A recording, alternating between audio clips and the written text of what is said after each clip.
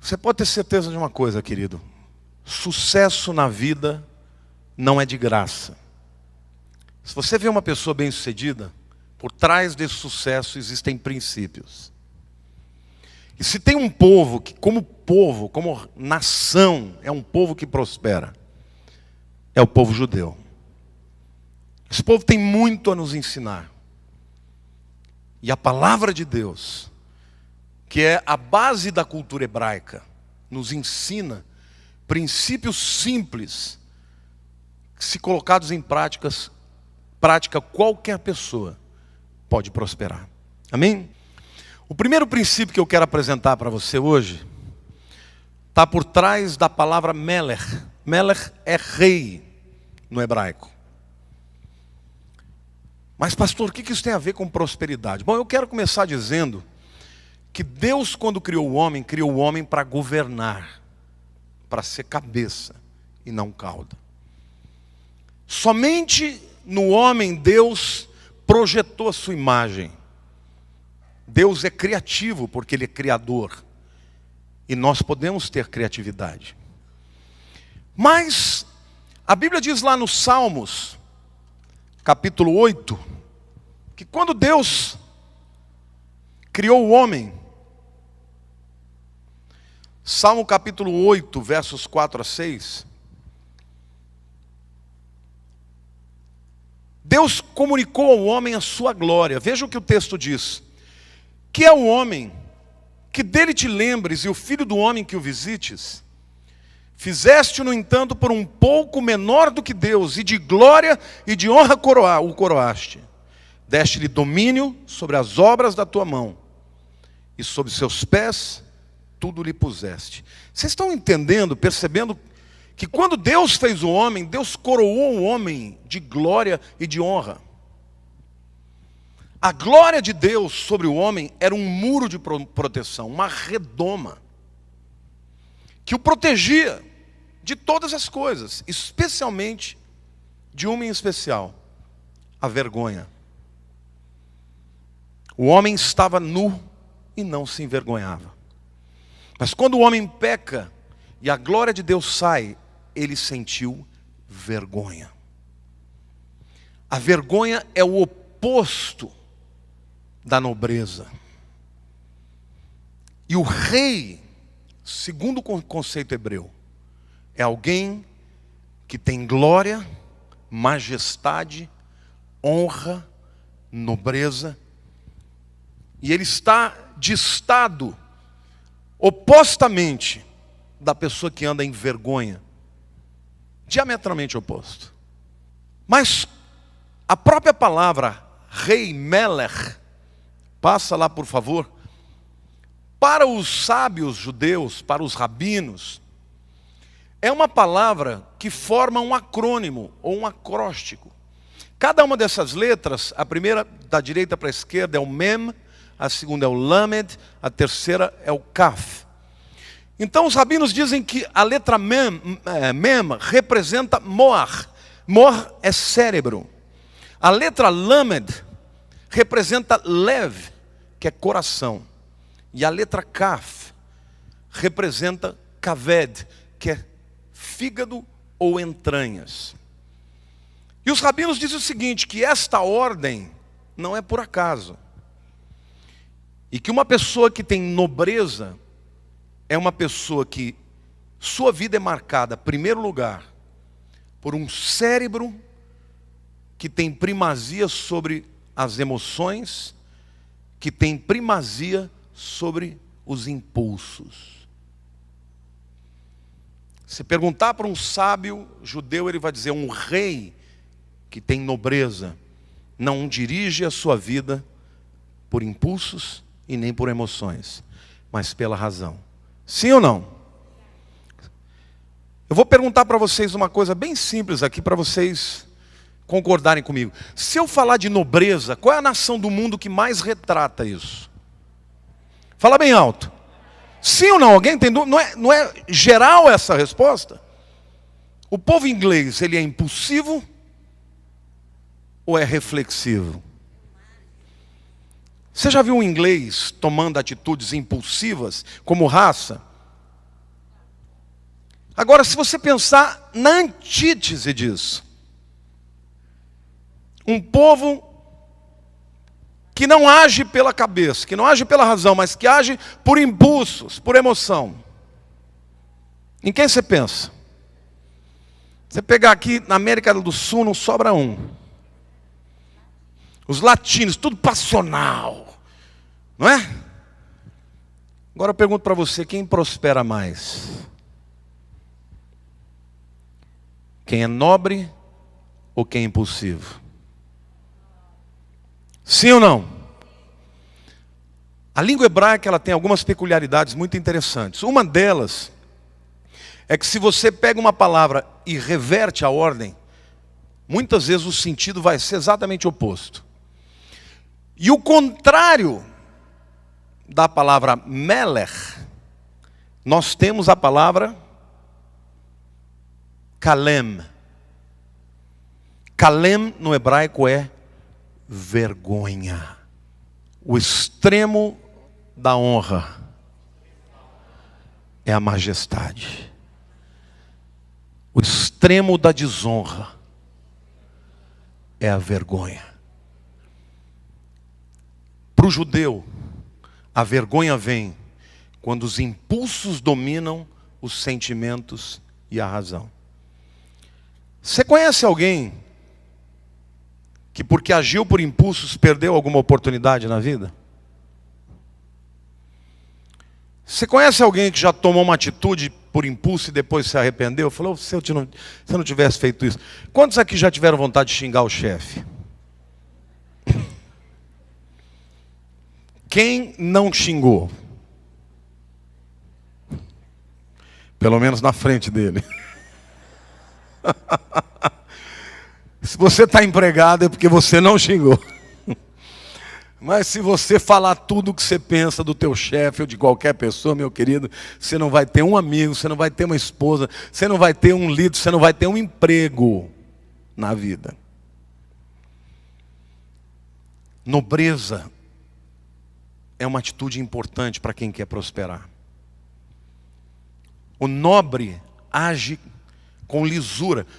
Não pense que vocês que o povo inglês também não tem vontade de xingar. Não. Lógico que tem. Mas eles têm uma cultura que os ensina que não se fala tudo o que você pensa. Tem gente que pensa que pode falar o que quer, meu irmão. Quem fala o que quer, ouve o que não quer. Diga para a pessoa do teu lado, seja mais nobre. Haja mais pela razão. E menos pelo impulso e pelas emoções. Provérbios capítulo 16, versículo 32, diz assim: melhor é o longânimo do que o herói da guerra, e o que domina o seu espírito do que o que toma uma cidade. Quem escreveu isso foi Salomão, era um homem racional. E ele compara o reino que ele conquistou com o reino do seu pai Davi. Davi foi um grande guerreiro. Davi é o homem que ele cita aí, do que o homem que toma uma cidade. Davi tomou muitas cidades, só que passou a vida inteira guerreando. E ele, que era um homem mais controlado, estendeu as fronteiras do seu reino para muito além do que Davi conquistou. E ele diz, melhor é o longânimo, melhor o que domina o seu espírito do que o que toma uma cidade. Diga para a pessoa do teu lado, quer prosperar? Engole a sua língua. Não fale tudo o que você pensa. Haja com nobreza para com todas as pessoas. Amém ou não? Glória a Deus. Agora, o contrário da nobreza é a vergonha. E eu quero passar um vídeo para vocês. Antes de passar, eu vou explicar. Esse vídeo é um vídeo de 2 macacos pregos. Cada um numa jaula. A tratadora, então, coloca uma pedra para dentro da jaula e o macaco devolve a pedra para ela. Os dois fazem isso. Só que um dos macacos recebe uma uva como recompensa. A paga dele é uma uva. E eles adoram uva. O outro macaco recebe pepino, e eles detestam pepino. Vejam o que aconteceu. Passa lá, por favor. Tem muita gente que acha que nem esse macaco. Pode não atirar pepino no chefe, mas atira palavra, fala um monte. Ainda sai de lá, falei mesmo. vai perder o emprego, vai perder a oportunidade, vai ter uma péssima recomendação. Ainda tem cara de pau de pedir depois recomendação. Você dá uma carta de recomendação. Meu, se alguém jogar um pepino em mim, eu não vou recomendar para ninguém. Nós não somos animais, nós somos seres humanos. Você quer prosperar, você tem que aprender a engolir sapo. Não fale tudo que vem na tua cabeça. Domine o seu espírito. Porque melhor é o que domina o espírito do que o que toma uma cidade. Amém? Às vezes a pessoa erra com você. Pode aplaudir.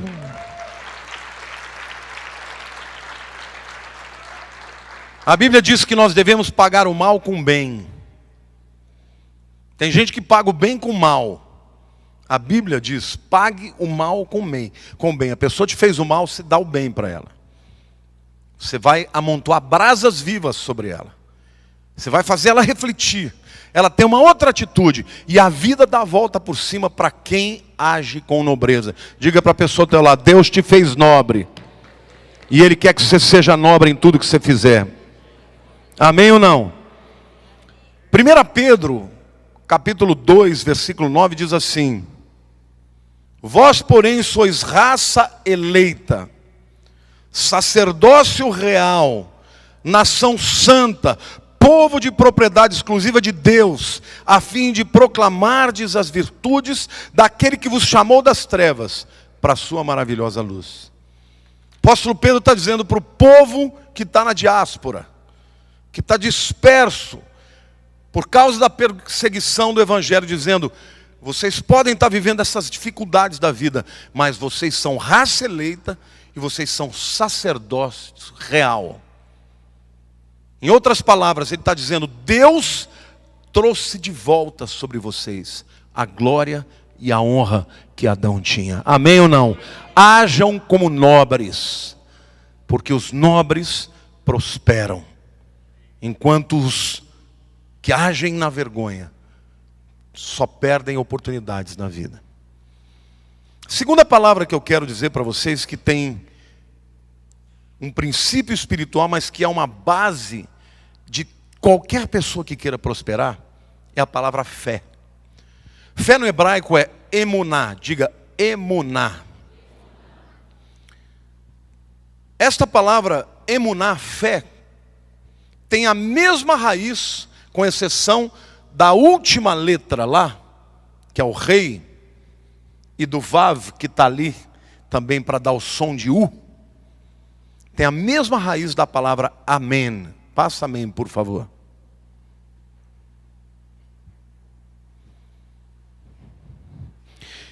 Amém. Quando você ouve uma palavra que você crê, o que você fala? Eu? Amém. Amém significa eu? Amém? Quando você está concordando, você fala o quê? Amém. Eu creio. Amém significa isso. Eu concordo, é verdade. Eu creio. Vem de emuná. Só que a mesma raiz de amém é a palavra oman. E eu vou mostrar para vocês o que a palavra oman significa a partir de um texto de Eclesiastes, capítulo 7, versículo 1, que diz o seguinte. Isso é Salomão, tá? Fazendo uma poesia linda para chavecar a noiva dele, a sunamita. Ele diz assim: que formosos são os teus passos dados de sandálias, ó filha do príncipe. Os meneios dos teus quadris são como colares trabalhados por mãos de artista. Ele está olhando para a mulher dele, andando. E ele fala: o teu rebolado, eu estou traduzindo, tá? O teu rebolado faz você parecer uma joia que foi feita por um artista. Essa palavra artista é humano. Essa palavra hoje é traduzida por uma pessoa profissional. Qual é a diferença de um amador de um profissional?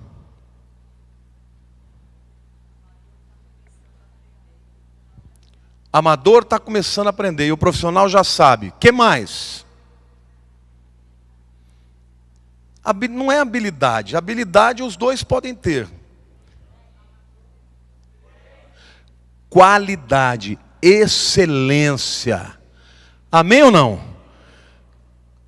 Quando a pessoa vem aqui e toca, né?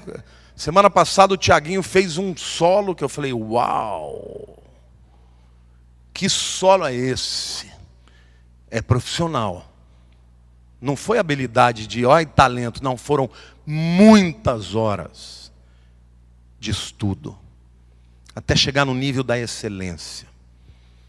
Vejam, no conceito do judeu, a palavra fé tem a mesma raiz da palavra profissional, alguém que faz com excelência. Salomão está dizendo para a sunamita, quando você anda tão bonito que parece a obra de um artista. Amém ou não? Diga para a pessoa do teu lado, quer prosperar? Tem que ter fé e tem que ter excelência no que você faz. Deus quer te abençoar, mas a tua parte, meu querido, você tem que fazer. E a excelência vem pela exaustão. Existe uma lei que diz que ninguém chega ao nível da proficiência sem 10.000 horas de prática. Então você pega um instrumentista arrasando, ele tem 10.000 horas no mínimo de prática. Ninguém se tornou excelente antes de investir muito. Agora, por que uma pessoa investe num instrumento tantas horas?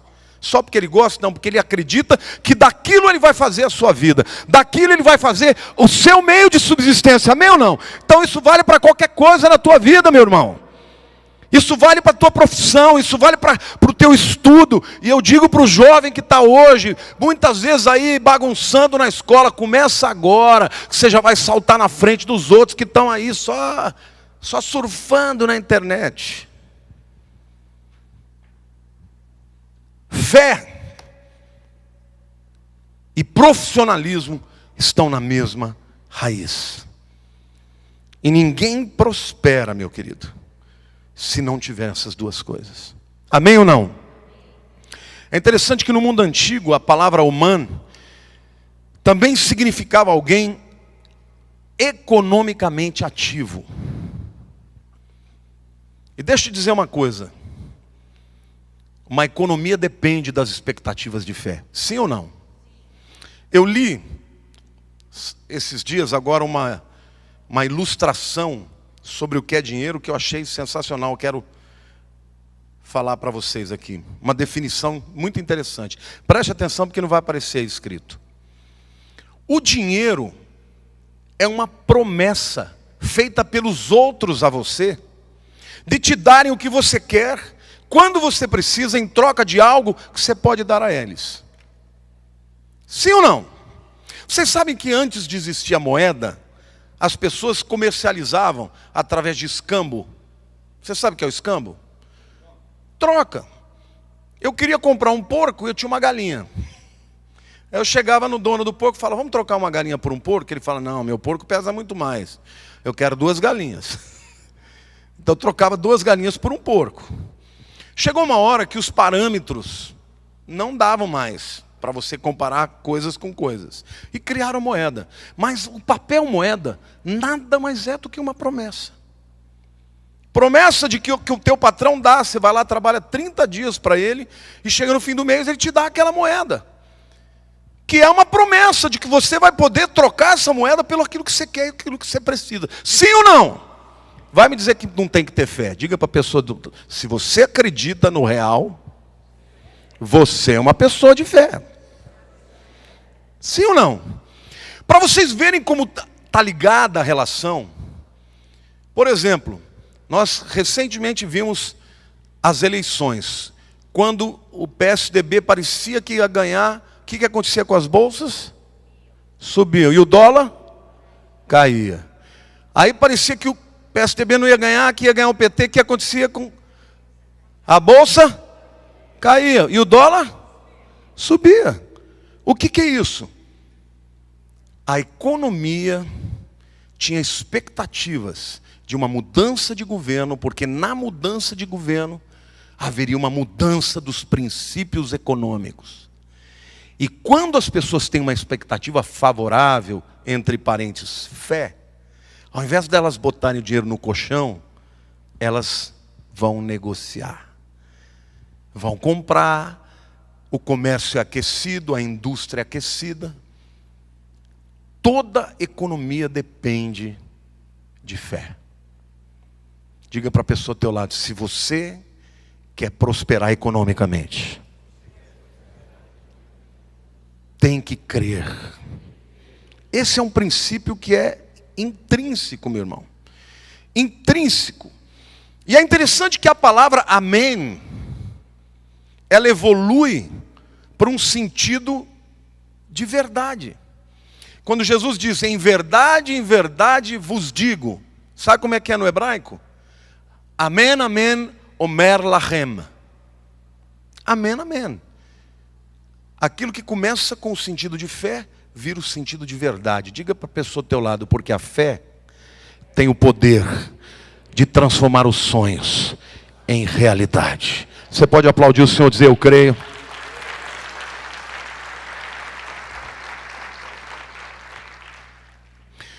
Em outras palavras, eu quero dizer, quantos aqui são microempresários? Fica de pé você que é microempresário. Se você não é microempresário, mas já é um empresário um pouquinho maior, pode levantar também. Se você decidiu ser empresário, é porque você tem fé. Sim ou não? Vida de empresário, principalmente no Brasil, tem risco. Não é? Você não tem fundo de garantia, você não tem 13º, se você ganhar, você tem, se não ganhar, você não tem. Tem gente que prefere se esconder debaixo da segurança do salário mensal. Mas deixa eu fazer, não estou dizendo que isso é ruim, não. Deus não chamou todo mundo para ser empresário. Mas qual a chance de um empregado ficar rico? E qual a chance do empresário ficar rico? Quem tem mais chance para ficar rico? Fala bem alto, você que é empresário, diga empresário. Então olha para a pessoa do teu lado e fala, você é uma pessoa de fé. E Deus vai abençoar as obras da tua mão. Amém? Aplauda o Senhor, diga eu creio.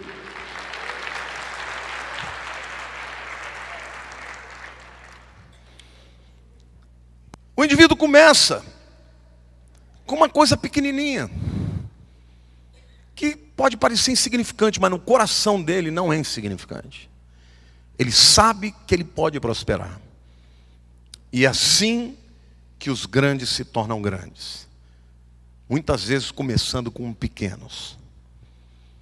Se não houver fé no teu coração, no teu negócio, de que Deus abençoe o teu negócio, é melhor não ser empresário. É melhor procurar um emprego e ficar na segurança do emprego. Você também pode prosperar como empregado, claro, de que jeito? Sendo excelente. Porque o que é excelente vai galgar postos maiores e vai se tornar uma pessoa, né, promovida. Tem muita gente que quer aumento de salário antes de ter o mérito, amém? Você quer? Quantos querem aqui ser promovidos em nome de Jesus? Então diga fé e excelência e nobreza. Glória a Deus. Para o judeu isso é claro. O judeu sabe que ele vai prosperar onde ele for. E os judeus muitas vezes foram expulsos das nações. E eles saíam, deixavam tudo para trás, mas levavam com eles mesmos a fé e a convicção de que eles poderiam prosperar. E não é à toa, viu, meu querido? Você quer prosperar? Acredite em você. Acredite no que Deus tem na tua vida. Vai haver dificuldades? É claro que vai. E às vezes as dificuldades vão ser tão grandes que vai dar vontade de desistir. Mas quem confia não desiste. Mas a terceira palavra que traz em si mesmo um princípio é a palavra Esser ou Ashir. Esta palavra Esser é o número 10. Tem a mesma raiz de Ashir, que é a palavra riqueza. Deixa eu fazer uma pergunta para você. Vamos ver se tem alguém brilhante aqui. O que o número 10 tem a ver com riqueza? Eu ouvi, pode falar bem alto. Dízimo. Olha para o teu irmão do lado e fala, xiii, estava bom demais. Que as pessoas ficam arrepiadas quando falam de dízimo. O diabo detesta de falar de dízimo. Sabe por quê, meu querido? Porque o dízimo é um princípio como é a gravidade. Você acha que você tem o direito de falar, não, a partir de hoje, não concordo com a gravidade, não vou mais fazer parte dela. Você não me pertence. Aí você chega no 20º andar do prédio e fala, gravidade, eu e você não concordamos, eu não vou obedecer a você, não concordo, e sai, pula. Você acha que porque você é crente, você vai voar? Diga para o teu irmão do lado, querido, o crente também morre se pular. Por quê? Porque a gravidade é para todo mundo. O dízimo é assim também, querido. Até o ímpio, se for dizimista, vai ser próspero financeiramente. E eu quero mostrar para vocês na Bíblia, porque tem os teólogos que vêm dizer, não, mas o dízimo era para o povo judeu da lei, eu estou na graça. Eu quero te dizer que Abraão viveu 500 anos de Moisés, antes de Moisés. Quem trouxe a lei para o mundo foi Moisés. Abraão viveu 500 anos antes dele. Aliás, Moisés é descendente de Abraão. Mas a palavra de Deus mostra que Abraão, eu quero que você leia comigo, Gênesis capítulo 14, versos 18 a 20. Eu vou ler o texto e depois eu explico. Melquisedeque, rei de Salém, trouxe pão e vinho. Era sacerdote do Deus Altíssimo. Abençoou ele Abraão e disse, bendito seja Abraão pelo Deus Altíssimo, que possui os céus e a terra. E bendito seja o Deus Altíssimo que entregou os teus adversários na tua mão, nas tuas mãos. E tudo lhe deu Abraão o dízimo. Abraão se encontrou aqui com um homem chamado Rei de Justiça. No hebraico é Melech Tzadek. Quem é Rei de Justiça? Jesus. O livro de Hebreus diz que Melquisedeque não tinha início de dias. Ou seja, não nasceu. Quem não nasceu e sempre existiu? Jesus. Melquisedeque encontra Abraão no final de um momento em que Abraão entrou numa guerra entre 9 reinos. 5 reis contra 4 reis. Abraão teve vitória. E ele encontra Melquisedeque, e Melquisedeque dá para ele pão e vinho. Quem ofereceu pão e vinho? Jesus. Então a pergunta que não cala. Quem é Melquisedeque? Jesus. 500 anos antes da lei ser estabelecida. Jesus aparece como Melquisedeque para Abraão. E lhe dá pão e vinho. E Abraão paga o dízimo de tudo. Eu quero fazer uma pergunta aqui. Pois não. Jesus nasceu como ser humano, mas ele é eterno, ele já existia antes de nascer. Ele é o próprio Deus que se fez carne. Boa pergunta. Então, voltando aqui para a nossa história, que eu acabei esquecendo o que eu ia dizer, mas eu vou. Abraão deu o dízimo para Melquisedeque. Antes da lei. E será que na lei existe algum texto que fale sobre o dízimo? Abra lá Malaquias, que é o texto mais clássico de todos, capítulo 3, versos 8 a 12. Deus está falando para o seu povo de Israel. Roubará, pois, o homem a Deus? Todavia vós me roubais e dizeis, em que te roubamos? Nos dízimos e nas ofertas. Com maldição sois amaldiçoados, porque a mim me roubais. Vós, a nação toda.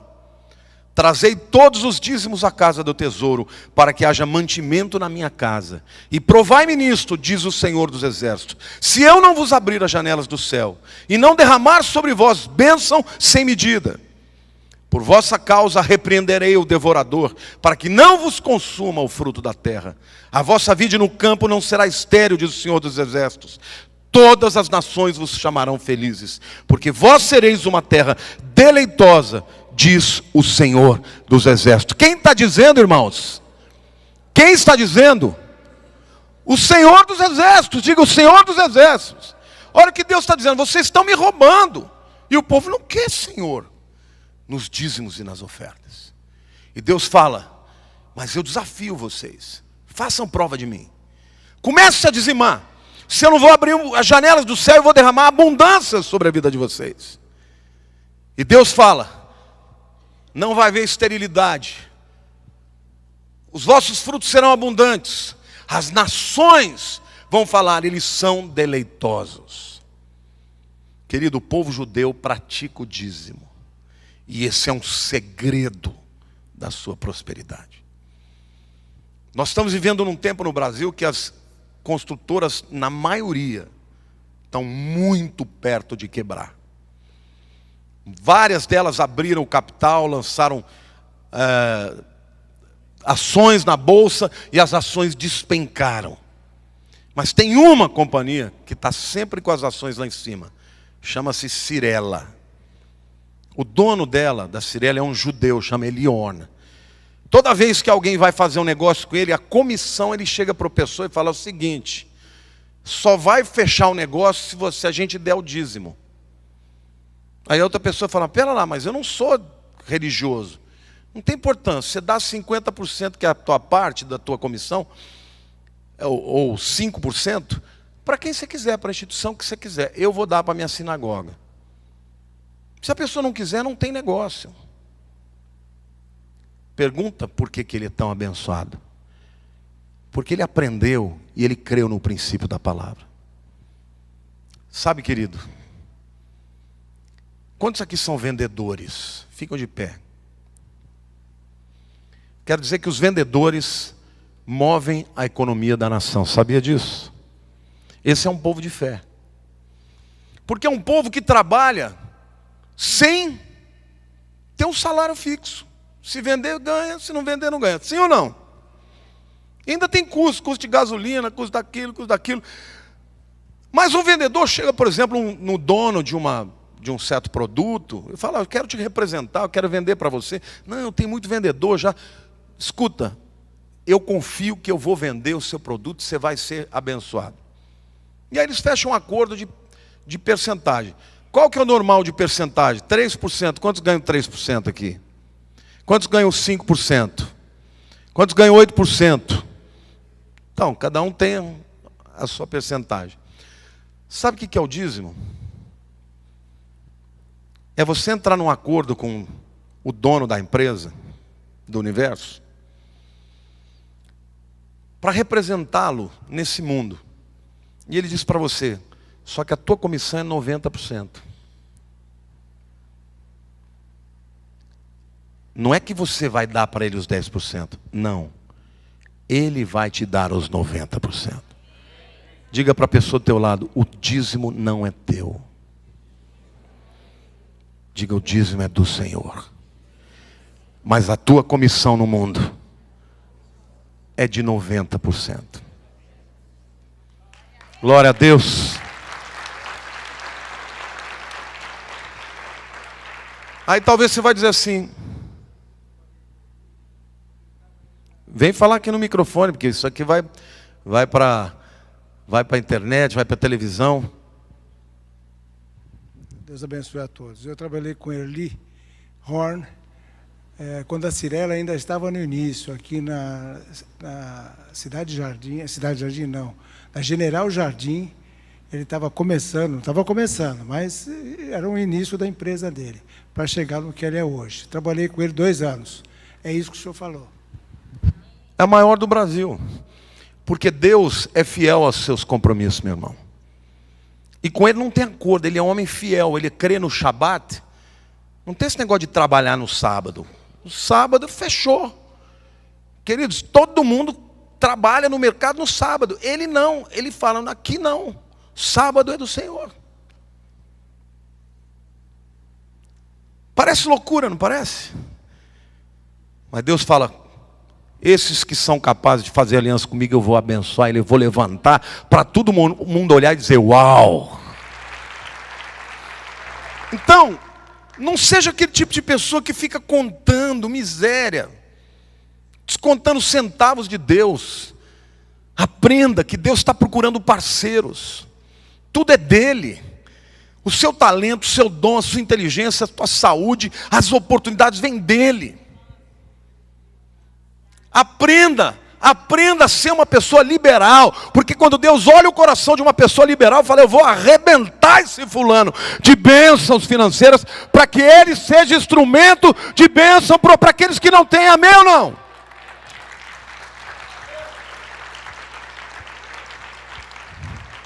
Você quer ver uma coisa? Foi feita uma pesquisa, saiu no Jornal Nacional, das nações que mais doam para entidades sem fins lucrativos, para ONGs, para igrejas, para sinagoga, para tudo quanto é coisa. O Brasil é a 68ª, enquanto é a 7ª economia. Adivinha qual é a nação que mais doa? Os Estados Unidos. Pergunta, qual é a nação mais rica do mundo? Vocês acham que eles doam mais porque são mais ricos ou são mais ricos porque doam mais? São mais ricos porque doam mais. Eu tenho ido muito para lá e é impressionante como o povo é liberal. Queridos irmãos, nas igrejas, as pessoas nem pedem dízimo, está lá, e o povo enche. Eu estava numa igreja em Fort Lauderdale, até o Maranhão, na Calvary Chapel. Eles estavam fazendo um prédio, construindo um prédio lá, o pastor teve que pedir para o povo parar de dar. Irmãos, parem de dar, porque já chegamos no dinheiro. Eram milhões de dólares. Aí vocês vão dizer, não, mas a economia está assim, querido. Você pode ter certeza de uma coisa, enquanto o povo tiver o coração para dar como eles têm, Deus vai continuar levantando aquela nação. Você quer ser próspero para valer? Haja com fé em cima de uma promessa. Eu e a minha esposa, aliás, eu aprendi com ela, porque o homem muitas vezes ele tem medo, fica olhando para, será que vai dar, faz conta daqui, faz... Toda vez que a gente fazia uma oferta, a oferta dela era muito maior que a minha. Aí eu ficava querendo argumentar com ela, um dia ela falou, não adianta você querer argumentar logicamente, porque o meu Deus não é lógico, meu Deus faz milagre. Aí acabou a conversa, né? Mas eu comecei a entrar na dela. E a gente tem sido muito abençoado por ofertar. Não só para dar dízimo, não. A gente dá oferta carro, oferta o que dá. O que Deus mandou, dá. Uma vez eu tinha comprado um carro para ela, tinha 6.000 quilômetros.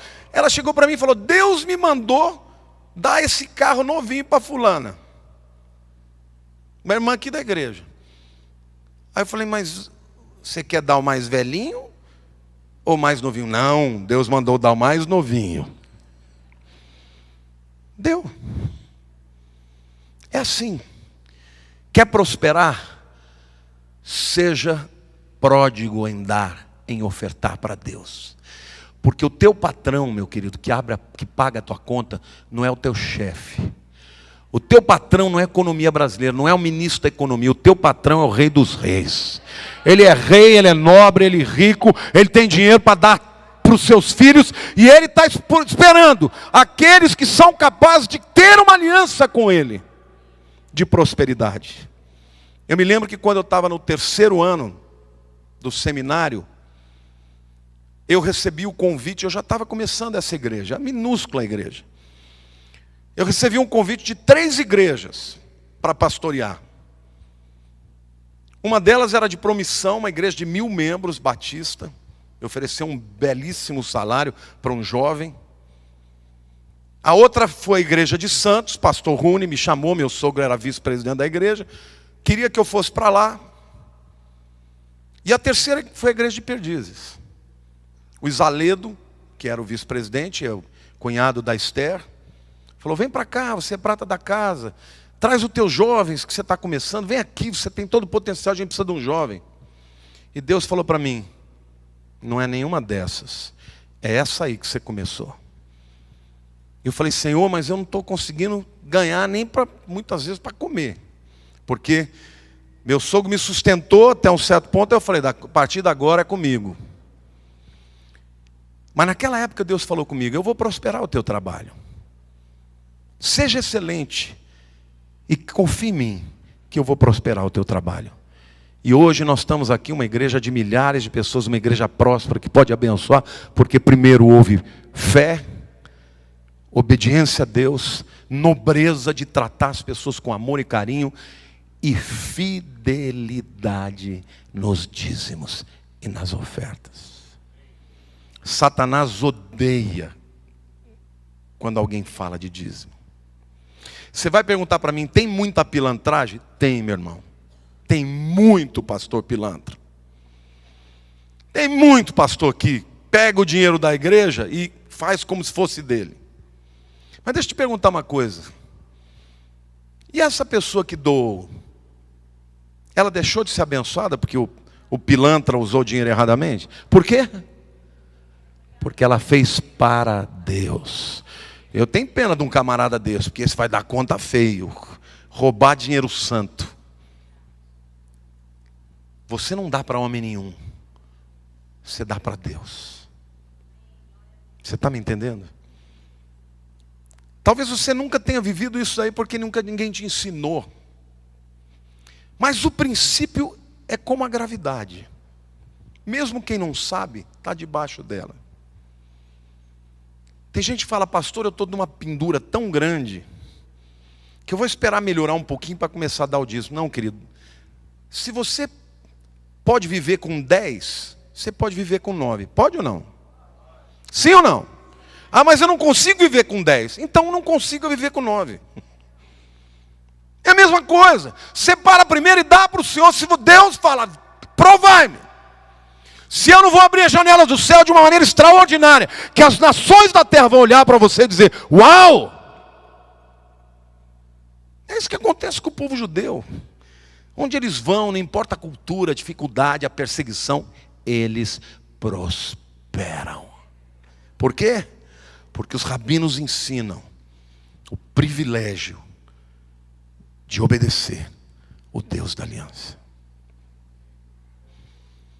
Quais são os 3 princípios que Deus quer que você obedeça para ser próspero financeiramente? Qual é o primeiro? Diga: nobreza. Como é o nobre? O cérebro controla as emoções, que controla os desejos. O homem que domina o seu espírito controla uma cidade. Segundo princípio, fé. Diga para a pessoa do teu lado: o mundo espiritual existe em cima deste princípio da fé. Querido, nenhuma bênção sobrenatural vai acontecer na tua vida se não for pela fé. Você não vai receber uma cura, você não vai receber a salvação, você não vai receber nada se não tiver fé. Porque a Bíblia diz: sem fé é impossível agradar a Deus. Nula. Sabe o que é isso? Não tem jeito. Em contrapartida, quem confia em Deus vai galgar os montes mais altos da terra. Diga para a pessoa do teu lado: Deus te chamou para ser príncipe, para ser uma pessoa de fé e para ter uma aliança financeira com Deus. Viver com 90% da comissão que Ele te dá. Amém? Glória a Deus. Vamos ficar de pé em nome de Jesus. Como eu disse para vocês, eu quero que você vá hoje para a sua casa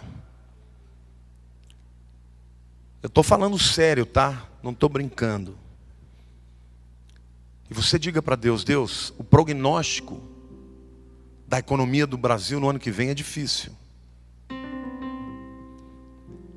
Mas eu creio que eu não preciso viver debaixo desse prognóstico. Porque quando os médicos dizem para uma enferma que agora a pessoa vai morrer, se Deus não deu esse diagnóstico, Deus vai curar.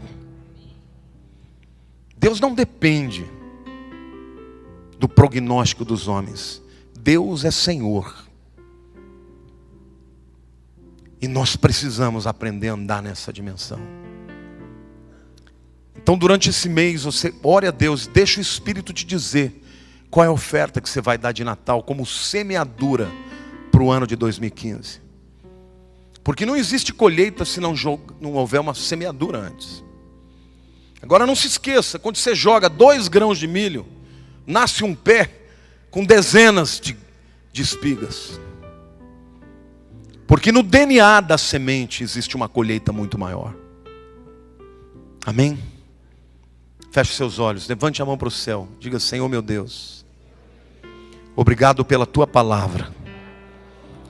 Perdoa-me pela incredulidade.